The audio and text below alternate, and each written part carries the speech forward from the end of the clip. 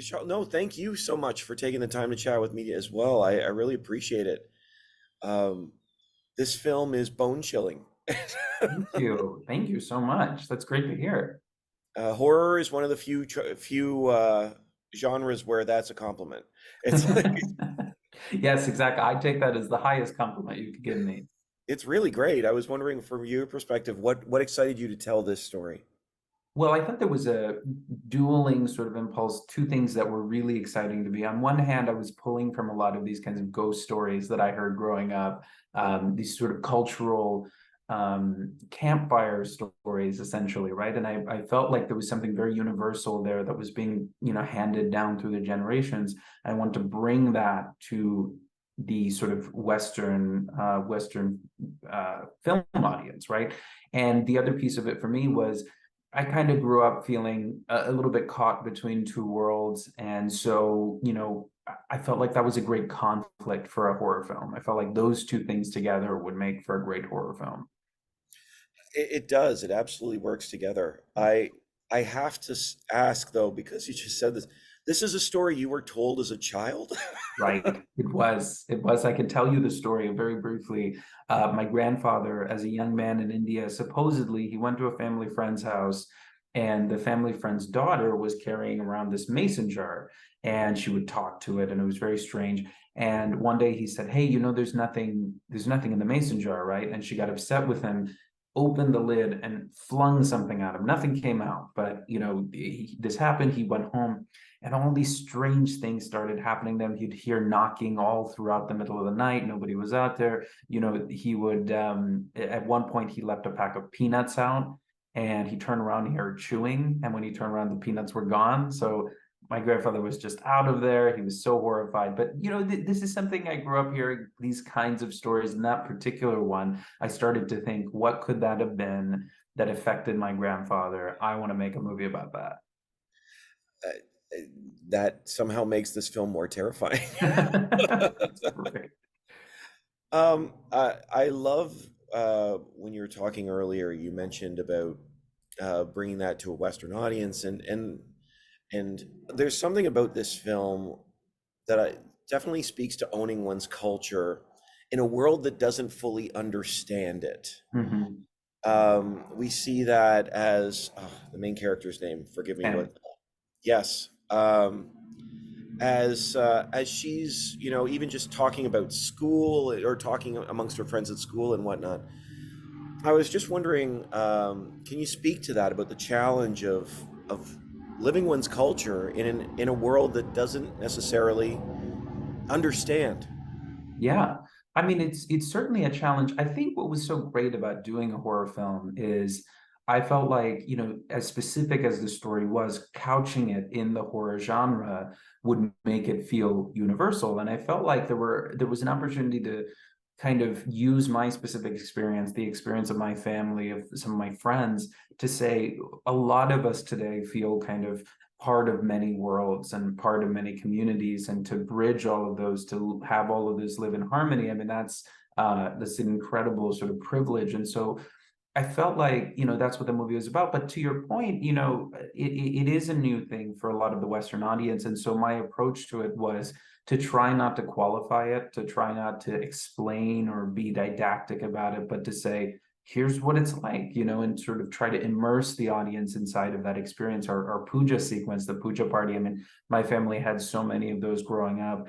And it was a moment I tried to recreate in terms of the decorations, the costumes, the food. I tried to recreate as precisely as possible, so that and it's kind of put the audience right in the middle of that with the camera, so that you're not necessarily sitting there going, "Oh, he's telling me about this. He's showing me what it was like." Yeah, there's certainly that immersive aspect to the film. It's one of the things I love most about it, to be honest with you. Thank you. The relationship with the Bishash, Yes. I think it's so fascinating, and one of the things that certainly you talk about this is with the beast. Uh, it attacks those who are harboring bad feelings. Yes. I was wondering from your perspective, what sorts of damage you think we can do to ourselves when those things happen? Like terror, horror is a great way to sort of explore these sorts of fears. I think so too. And I think that one of the things that drew me to making this film as a horror film is that I think to be honest about, and sort of, again, immersive is a great word. To be immersive with how big certain feelings are, you kind of have to do them as a horror movie. I think when you're a teenager, some of these things do feel like you're inside of a horror film. And so I think for me, picking the horror genre, it was like, well, this is why, is that there's no better genre to showcase the magnitude of those emotions. I think if I made this film as a drama, then you would feel, as an audience, you would feel outside of the emotion looking in. Whereas in a horror film, it feels like there's a sort of equivalence, and you can be right there with our main character.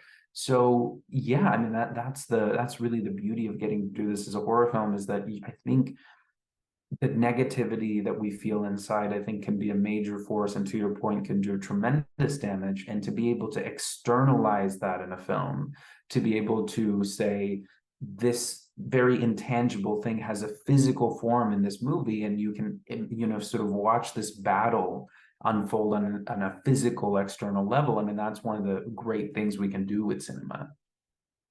I love that. I'm sorry, there's been a helicopter flying over my head. Okay, no Totally, worries. No totally worries at all. distracting. I'm just gonna say the elephant in the room. If I'm going like this, it's because it feels like it's right over my house for some reason. That's amazing.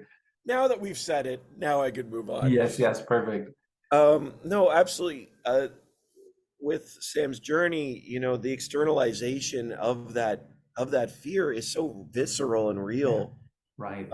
Um, and just as she's, even in those scenes where she's trying to sleep, and oh my gosh, what a nightmare to wake up and you see sort of the mesh above you, and you're just, oh my, there's this feeling of feeling trapped within yourself. Yes, I love that phrase that you said, trapped within yourself. It's certainly something that is exciting to me about movies, especially in like a highly anxious state. People feel so trapped within themselves. They feel so paralyzed.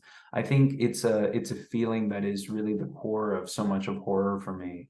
And in this particular movie, there are moments where characters are moving without moving. We use that sort of Spike Lee dolly technique where it feels like a character's floating. We tried to use those techniques, again, to your point, to convey this sort of trapped feeling within one's body, and that there's a larger, scarier force taking your agency from you. Oh, yeah. And it's so effective. Well, having said that, one of the big emphases within this film is the notion of finding peace. Yeah, And I guess my question to you is, in our culture, in this world where we live with such terror and within ourselves, what do you think it takes to truly find peace? wow, it's a great point. I think one of the big things is reconnection with nature. Certainly, a reconnection with the kind of natural states of being is one of those things. And then in this particular movie, it's a sense of community. It's a sense of family. And I think it was important by the end of the film that we weren't just saying it was about Sam's immediate nuclear family or the sort of Indian family, essentially, that she creates, but it's about any kind of family that you can create to help you get through these things. And it was one of those values from our culture that I wanted to bring to the West, to balance the sort of individualism with a sense of genuine community, a sense of genuine togetherness. That felt like the answer to really the issue. I love that. There is that sense in this film too, is the more alone she is, the more terrifying her experience is. Exactly. No, you're so right. Even as she's trying to explain it and she wants people to believe her and whatnot, and just this isolation, my gosh, Right. it comes through so beautifully. Thank you so much. It was a huge part of this, especially when I was learning about the Bishash mythology, that essentially it's a being that feeds on loneliness, that the more isolated you feel, that ultimately its greatest goal, and this sort of kind of comes through in the tenderization element of its mythology, is that its greatest goal is that you'll taste the best when you're the loneliest and least mentally stable. And so I'm so glad you picked up on that because it feels like that kind of isolation is really the scariest horror of this movie. Yeah, it's communicated so well. Thank you. It really comes through. That's amazing to hear. Thank you so much. No problem. It's it really is. It's a fun film is the wrong word, but it's a good word. But it is. Yes. Um, I just wondered, what is it that you hope people take away from It Lives Inside? Well, first and foremost, I hope they're scared because I love the experience of going to a horror movie and being genuinely scared, especially in a movie theater with other people. So I hope that people go see it and they feel that sort of gratifying genre experience. But beyond that, it's a movie that I think if it helps people, and this is what I was saying earlier, that I didn't want it to be just for Indian American people. I didn't want it to be just for immigrants, even. I think it's a movie about identity. And if you're leaving this film going, oh, I want to find harmony among my many identities, because we all today are so many things and have so many facets to us. If it's encouraging people to find that harmony, I mean, that's all I could really ever dream of as a filmmaker. I appreciate that. I admit I won't be going out to a swing set anytime soon either. Uh, That's great. if my kids want to go swing, they can go to the park by themselves. You're Which not ironically risking is the reverse. Yeah, maybe I should be there. No, I'm kidding. Um, it. That's amazing. Thank you so much, Bishal. I really appreciate it, and I wish you the best for the film. And hopefully, we see it still lives inside. It lives inside her. It lives in. Thanks, Steve. No, I really appreciate it. This was a great conversation. Oh, thank you. I appreciate that too. Have a great day. You as well, my friend. Take care. Okay, bye-bye.